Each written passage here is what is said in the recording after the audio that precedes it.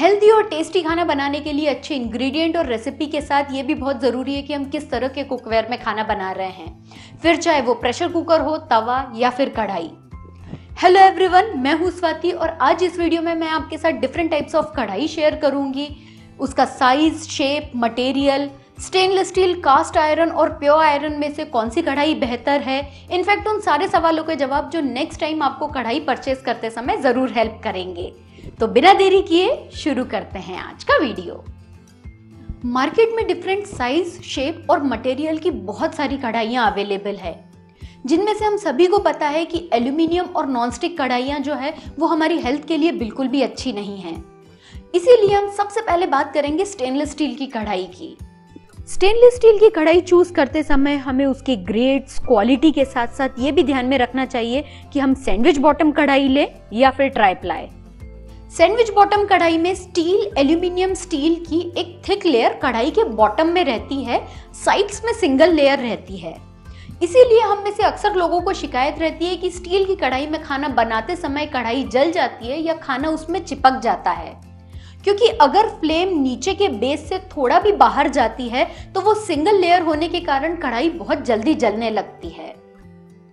पर इसके उलट जो ट्राइप्लाई कढ़ाइयाँ होती है उसमें ये जो स्टील, एल्यूमिनियम स्टील की सैंडविच लेयर होती है वो थ्रू आउट द कढ़ाई होती है, यानी बेस के साथ साथ साइड्स में भी होती है।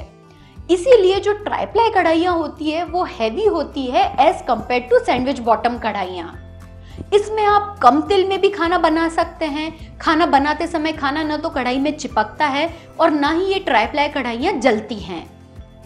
ऑल्दो ट्राइप्लाई कढ़ाइयाँ थोड़ी सी प्राइजी होती है as compare to sandwich bottom kadhai, पर ये वन टाइम इन्वेस्टमेंट है। अगर आप इन्हें ठीक से मेंटेन करें तो ये सालों साल आपके साथ चलती हैं।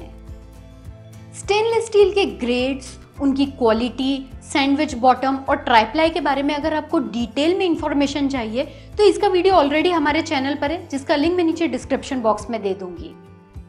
इसके साथ ही हमें यह भी ध्यान में रखना चाहिए कि कढ़ाई के जो साइड के हैंडल्स होते हैं उनमें कोई ग्रिप है या नहीं, अदरवाइज वो बहुत जल्दी गर्म हो जाते हैं। जैसे कि इस कढ़ाई में हैंडल्स में सिलिकॉन की ग्रिप दी हुई है, या ये वाली जो कढ़ाई है इसमें हैंडल्स ऊपर से तो स्टील के हैं पर नीचे सिलिकॉन की ग्रिप दी हुई है, जिससे ये दोनों ही कढ़ाइयों के हैंडल्स गर्म नहीं होते। पर ये वाली जो दोनों कढ़ाइयां हैं ना, इसमें हैंडल्स स्टील के हैं जो खाना बनाते समय बहुत जल्दी गर्म हो जाते हैं और इन्हें पकड़ना थोड़ा मुश्किल हो जाता है। स्टेनलेस स्टील की कढ़ाई के बाद अब बारी आती है प्योर आयरन और कास्ट आयरन की कढ़ाई की। प्योर आयरन और कास्ट आयरन में क्या डिफरेंस है, इसका डिटेल वीडियो ऑलरेडी हमारे चैनल पर है, जिसका लिंक मैं नीचे डिस्क्रिप्शन बॉक्स में दे दूंगी। आप चाहे तो उसे चेक कर सकते हैं। पर ये जो दोनों ही कढ़ाइयाँ होती है इनके हेल्थ बेनिफिट्स बहुत ज़्यादा होते हैं और साथ ही इनमें थोड़ा सा मेंटेनेंस भी रिक्वायर्ड होता है as compare to stainless steel की कढ़ाइयाँ। कढ़ाई को चूज करते समय उसका साइज भी बहुत मैटर करता है। कितने फैमिली मेंबर्स के लिए हमें कितने बड़े साइज की कढ़ाई लेनी चाहिए। कढ़ाई का जो साइज है वो उसके डायमीटर और उसकी कैपेसिटी पे डिपेंड करता है। मार्केट में 18 सेंटीमीटर से लेके 32 टू 36 सेंटीमीटर डायमीटर तक की कढ़ाई अवेलेबल है। 2 to 3 फैमिली मेंबर्स के लिए 22 टू 24 सेंटीमीटर की कढ़ाई मोर देन सफिशिएंट है, और अगर आप 4 to 5 मेंबर्स है फैमिली में तो 24 से लेकर 28 सेंटीमीटर की कढ़ाई सफिशिएंट है। कढ़ाई के मटेरियल और साइज के बाद खाना बनाते समय कढ़ाई का शेप भी बहुत इंपॉर्टेंट होता है। जैसे डीप फ्राइंग के लिए पहले तो हैवी कढ़ाई चूज करें।